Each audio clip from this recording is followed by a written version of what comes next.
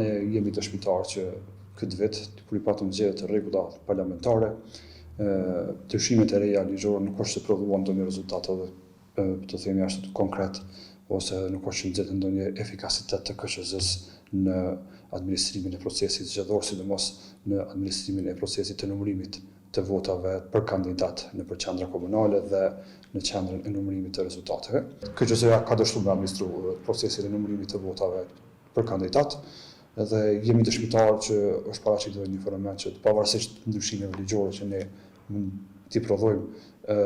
nëse procesi i numërimit kalon në përduar fizikisht të komisionerëve, domosdoshmë po manifestohet manipulimi apo dyshimet mbi manipulimin e rezultateve, qoftë të partive politike, qoftë edhe të kandidatëve për deputet. Pas çdo procesi zgjedhor, Komisioni Qendror i Zgjedhjeve diskuton dhe analizon ecurinë e organizimit të gjithë procesit zgjedhor në mënyrë që të bëhen përmirësimet e duhura aty ku ka pasur lëshime. Gjithashtu, si institucion që zbaton ligjin për zgjedhjet e përgjithshme, do të